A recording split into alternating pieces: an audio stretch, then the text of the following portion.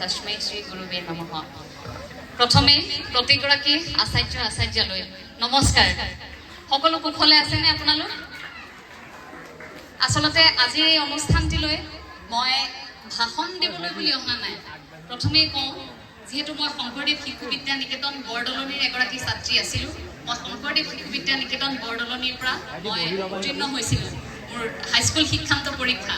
গতিকে এই যে শংকৰদেৱ শিশু বিদ্যা নিকেতন বুলি কোৱাৰ লগে লগে এটা আৱেগ আছে।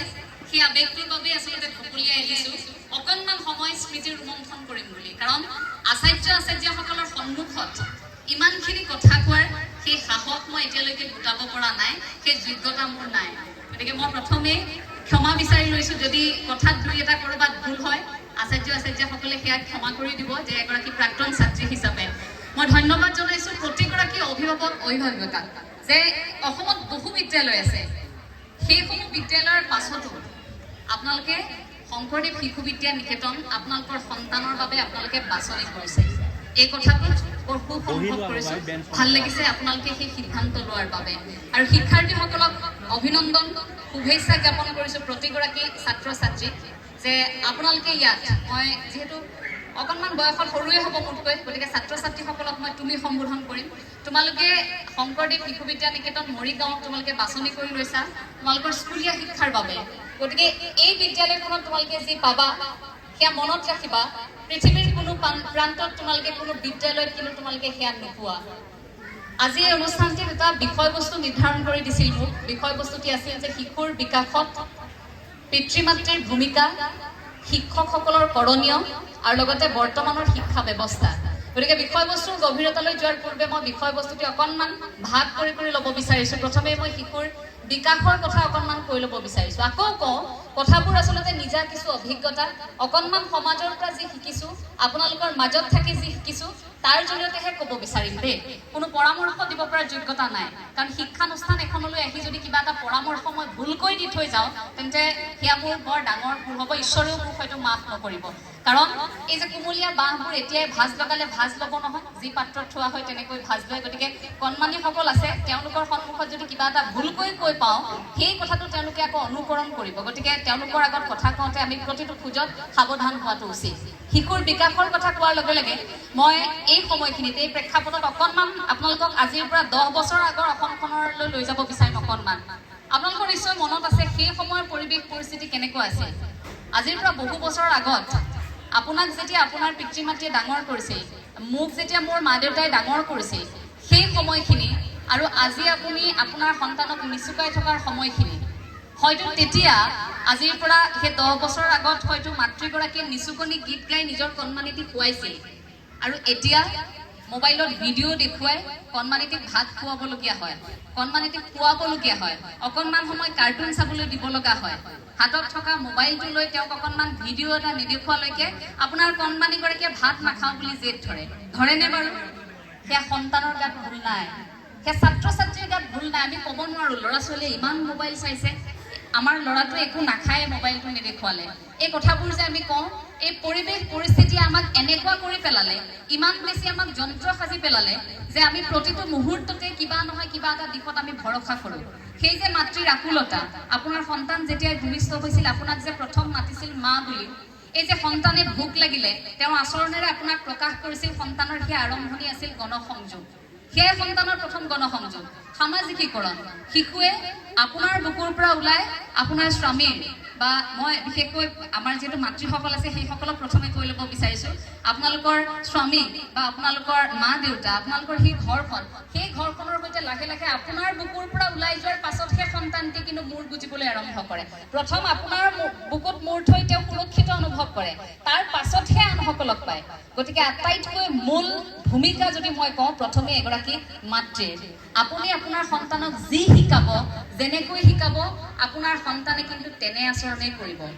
মোৰ মা দেউতাই যদি ঘৰত একেৰাহে কাজিয়া কৰি থাকে, মোৰ দেউতাই যদি মোৰ মাক একেৰাহে উচ্চ স্বৰত কথা কয়, মোৰ মায়ে যদি ভাগৰি অহা দেউতাক ঘৰলৈ উভতি অহাৰ সময়ত এগিলাচ পানী দিয়াৰ সলনি মায়ে যদি গালি পাৰিবলৈ আৰম্ভ কৰে, ক'ত আছিলে দিনটো, কি কৰিছিল, টকাৰ প্ৰয়োজন, আমুকটো কিনিব লাগে, তমুকটো কিনিব লাগে, এই বস্তুবাদী ধাৰণাবোৰ মই যদি দেখি থাকো সৰুৰ পৰাই, এটা প্ৰভাৱ পৰিব। লাহে লাহে এনেকুৱা হ'ব, হয় মায়ে যে এই কথাবোৰ কৈ আছে তাৰ মানে আমি আৰ্থিক সংকটত আছো, তাৰ মানে আমাৰ টকা পইচা নাই, আমি এইটো কৰিব লাগিব। লাহে লাহে শিশুৰ মনত ক্ৰিয়া কৰিব, লাহে লাহে এই সৰুৰ পৰাই আমাৰ বস্তুবাদী এটা ধাৰণা আমাৰ মনত সোমাই যাব যে আমাক এইটো লাগে, আমাক সেইটো লাগে।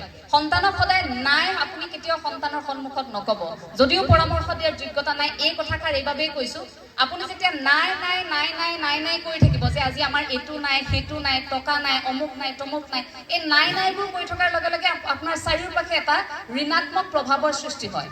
এই যে কয় মনটো অকণমান আমাৰ পজিটিভ হৈ থাকিব লাগে, ধনাত্মক হৈ থাকিব লাগে বুলি কয় যে, আমি যি পাইছো তাতে অকণমান সন্তুষ্ট থাকি ঈশ্বৰক অকণমান আমি ভাবিব লাগে যে তুমি মোক যি দিছা প্ৰভু, মই সেইখিনি তেনেকৈ ঘৰখন চলাম। মাতৃগৰাকীয়ে ভাবিব লাগিব, পিতৃগৰাকীয়েও তেনেকৈ ভাবিব লাগিব, তুমি যেনেকৈ দিছা, তুমি যেতিয়া সন্তানক আমাৰ কোলালৈ দিছা, তেওঁক মানুহ কৰাৰ দায়িত্বটো তোমাৰ, আমি থাকিম লগত।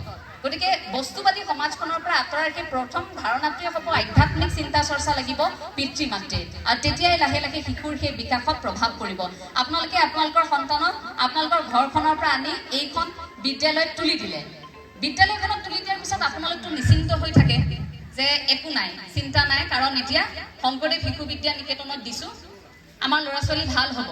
সকলোৱে আশা কৰে, কোনো পিতৃ মাতৃয়ে কেতিয়াও নাভাবে যে মোৰ সন্তানক মই বিদ্যালয়ত দিছো বেয়া হ'ব, তেওঁ দুষ্টামি কৰিব, বা বিভিন্ন ধৰণৰ আশা কেতিয়াও নকৰে ভুলকৈ। সদায় নিজৰ সন্তানক লৈ সকলোৱে আশাই কৰে, কিন্তু বিদ্যালয় এখনত দিয়াৰ পাছত আপুনি যে সেই চৌহদত সোমোৱাই থৈ গ'ল আপোনাৰ সন্তানক, তাৰ পাছৰ পৰা আপুনি এনেকুৱা হ'ব নালাগিব যে এতিয়াৰ পৰা আমাৰ দায়িত্ব নাই, দায়িত্ব এতিয়া শিক্ষক শিক্ষয়িত্ৰী। আপুনি ভাবিব নালাগিব যে এই কামটো আচাৰ্য আচাৰ্যাৰহে দায়িত্ব, এইটো আমাৰ নহয়। আপোনাৰ সন্তানে বিদ্যালয়ত কি কৰিছে, কি পঢ়িছে, কোনগৰাকী আচাৰ্য আচাৰ্যাৰ সৈতে কথা পাতি ভাল পায়, সেই কথাবোৰ জানিব লাগিব। কিয় জানেনে? সেই ক্ষেত্ৰটোতে আহে শিশুৰ মনস্তত্বৰ অধ্যয়ন। আপুনি সন্তানক বিদ্যালয়লৈ পঠিওৱাৰ পাছত আপোনালোকে অকণমান সময় হ'লেও নিশাৰ ভাগত আপোনালোকে যেতিয়া কথা পাতিব, মই মনোবিজ্ঞানৰ ছাত্ৰীৰ বাবে এই কথাখিনি কৈছো দেই, তেতিয়া অন্ততঃ এবাৰ হ'লেও আপুনি সুধিব আজি কোনগৰাকী আচাৰ্যই কি পঢ়ালে, কোনগৰাকী আচাৰ্যই কি পঢ়ালে, আৰু অকণমান শিশুগৰাকীৰ পৰা জানিবলৈ চেষ্টা কৰিব তেওঁৰ প্ৰিয় কোনগৰাকী, কোনে পঢ়ালে তেওঁ বেছিকৈ বুজি পায়, তেওঁ এটা বিষয় বুজি নাপায়।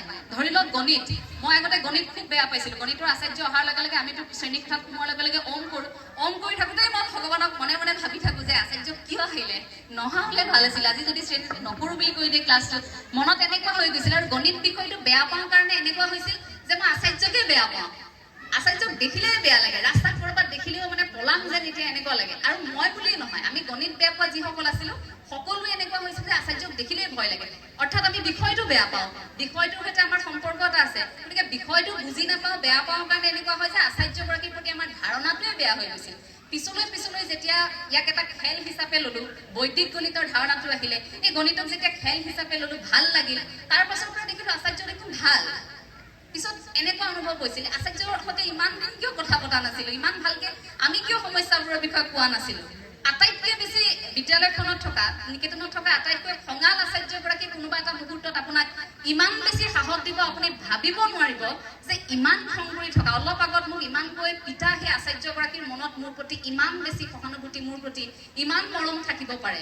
ছাত্ৰ ছাত্ৰীসকলৰ সেই মনস্তত্বৰ অধ্যয়ন পিতৃ মাতৃয়ে কৰিব লাগিব যে শিশুৱে কাৰ সংগত আছে, কেনেধৰণৰ আচাৰ্য আচাৰ্যাৰ পৰা তেওঁলোকে শিক্ষা গ্ৰহণ কৰি সুখী হৈছে, তেওঁলোকে কি বস্তু আহৰণ কৰি আছে, এই কথাখিনি আপোনালোকে চাব লাগিব।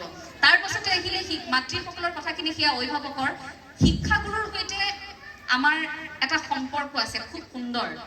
ছাৰে খুব সুন্দৰকৈ এটা কথা কৈছিল যে এই সম্পৰ্কটো শংকৰদেৱ শিশু বিদ্যা নিকেতনত খুব অটুট হৈ থকা দেখিবলৈ পোৱা যায়, ইমান মজবুত হৈ আছে, আজিলৈকে ভাঙিব পৰা নাই সেই সম্পৰ্ক। আজিও আচাৰ্য আচাৰ্যাক দেখিলে সকলোৱে ৰাস্তাত নমস্কাৰ দিয়ে, তোমালোকে দিয়া নে? য'তেই নেদেখো আচাৰ্য আচাৰ্যাক দেখাৰ লগে লগে মুখৰ পৰা আচাৰ্য নমস্কাৰ শব্দটো ওলাই নাই। আচাৰ্য শব্দটো নুফুটিলেও আমিতো আৰ্য নমস্কাৰ বুলিয়ে কৈ থওঁ, কাৰণ দূৰত দেখো যে দূৰৰ পৰা চিঞৰিবলগীয়া হয়, যিমান দূৰত থাকক আৰ্য নমস্কাৰ এনেকে কয়। আচাৰ্যহঁতে কেতিয়াবা বিয়া ঘৰত থাকিলেতো লাজ পাই যায়, আমি ইমানেই চিঞৰো, আমাৰ সেইটো ভাল লগা কথা আছিল। আৰ্য নমস্কাৰ, আচাৰ্য ক'বলৈ সময়ে নাথাকে, মানে একদম চিঞৰ বাখৰকে হ'লেও নমস্কাৰটো দিব লাগে। সেই মনত এটা তাৰণা আছিল, ধাৰণা আছিল আচাৰ্যৰ প্ৰতি। এই লাহে লাহে আমাৰ প্ৰযুক্তিবিদ্যাৰ উন্নতি, এই গ্ল'বেলাইজেশ্যন, এই বিশ্বায়নৰ সময়খিনি তেনেকুৱা হৈছে, আমাৰ শিক্ষাগুৰুৰ সৈতে আমাৰ সম্পৰ্কটো অকণমান লাহে লাহে এনেকুৱা হৈছে, দূৰত্ববোৰ বাঢ়ি আহিছে। অন্তত শংকৰদেৱ শিশু বিদ্যা নিকেতনত সেই পৰিৱেশটো আমি এতিয়ালৈকে দেখা নাই। কাৰণ শংকৰদেৱ শিশু বিদ্যা নিকেতনত আচাৰ্যসকলে শিক্ষাৰ্থীসকলক বুকুৰ পৰা ওলাই যাব নিদিয়ে। কিয় জানেনে? এই যে পৰীক্ষাৰ আগে আগে আচাৰ্যসকলে এটা দল ঘৰে ঘৰে যায়। আপোনালোকৰ ইয়াত যায়নে বাৰু? কেনেকৈ পঢ়িছে, কি কৰিছে, পৰিৱেশটো কেনেকুৱা, অকণমান